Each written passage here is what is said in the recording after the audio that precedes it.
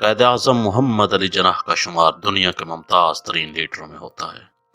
اگر بر صغیر کے مسلمانوں کو قائد اعظم جیسی اہنی شخصیت کا ساتھ میسر نہ ہوتا تو مسلمانوں کے لیے الگ ریاست کا حصول کبھی بھی ممکن نہیں تھا، اور بر صغیر کے مسلمان آج بھی انگریزوں کے بعد ہندوؤں کے غلام ہوتے۔ یہ اللہ تعالی عز و جل کا بر صغیر کے مسلمانوں پر بے پایاں کرم و احسان تھا کہ اللہ تعالیٰ نے مسلمانوں کو قائد اعظم جیسی مخلص، دیانتدار اور قد آور شخصیت سے نوازا۔ یہ قائد ہی تھے جنہوں نے اپنی خرابی صحت کے باوجود دن رات ایک کیا اور مسلمانوں کے لیے ایک الگ مملکت پاکستان کا وجود ممکن بنایا۔ آج کے نوجوانوں کو قائد کی شخصیت کے بارے میں بہت کم معلومات حاصل ہیں۔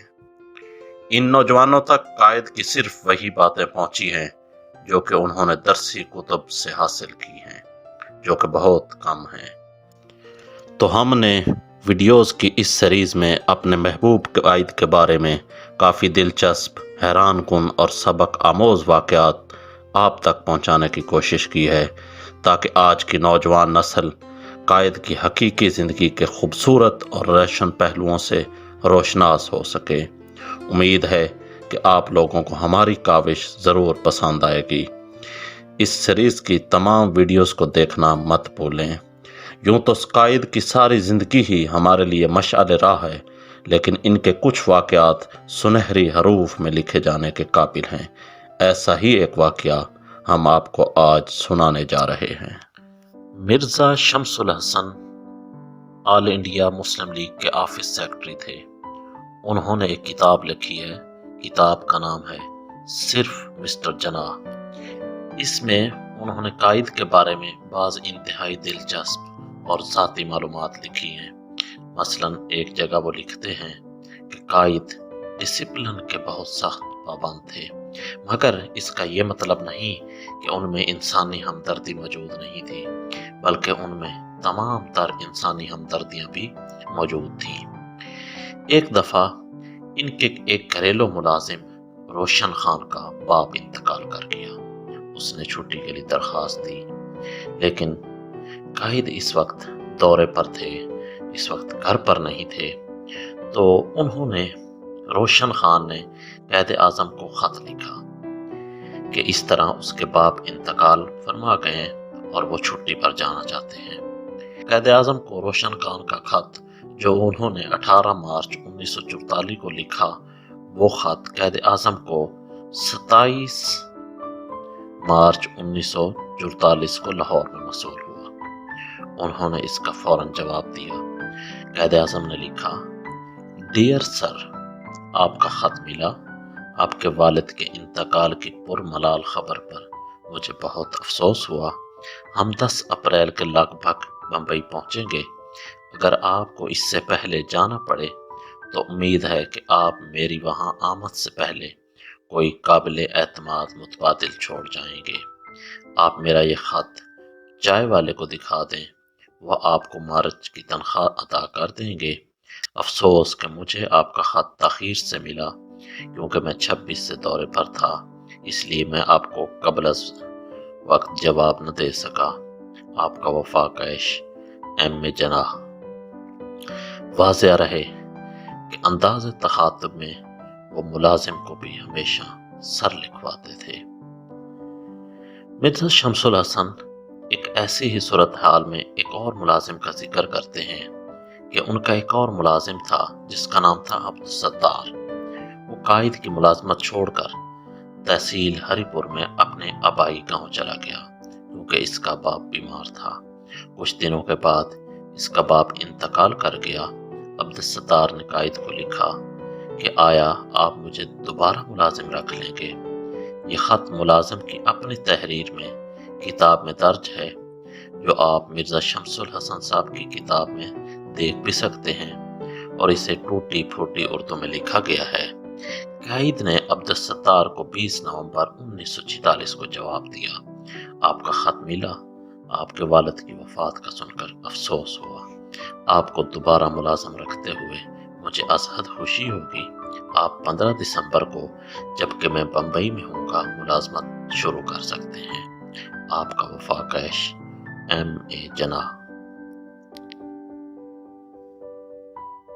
لیکن اس کے ساتھ ساتھ قائد ڈسپلن کے انتہائی سخت پابند تھے۔ ان کا ایک ڈرائیور تھا جو دوسرے ملازموں کے ساتھ ہمیشہ لڑتا جھگڑتا رہتا تھا، تو قائد نے اپریل 1943 میں اس ڈرائیور کو فارغ کر دیا۔ اس کے اصرار پر قائد نے اس کو چال چلن کی جو سند دی، جسے کریکٹر سرٹیفکیٹ بھی کہا جاتا ہے، تو وہ قائد کے مزاج کی نشاندہی کرتی ہے، جس میں وہ کسی بھی قسم کی رعایت نہیں کرتے تھے۔ انہوں نے لکھا، مسمی محمد عالم موٹر کار ڈرائیور کی حیثیت میں ایک سال سے زائد عرصہ میری ملازمت میں رہا۔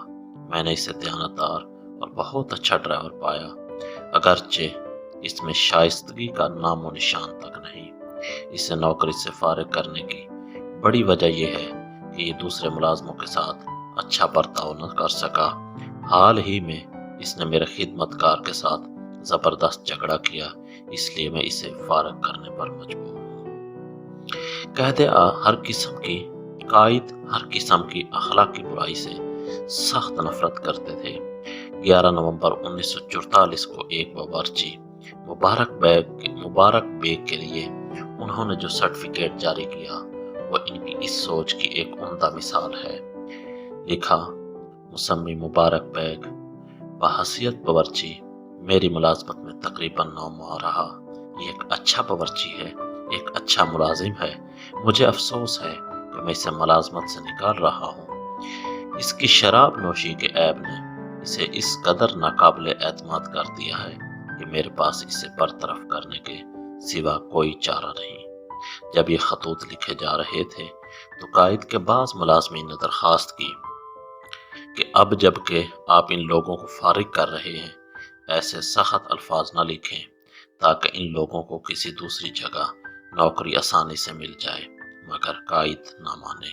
انہوں نے کہا، ان دونوں میں جو اچھائی ہے وہ بھی میں نے لکھ دی ہے، اور جو برائی ہے وہ بھی میں لکھوں گا، تاکہ کوئی دھوکہ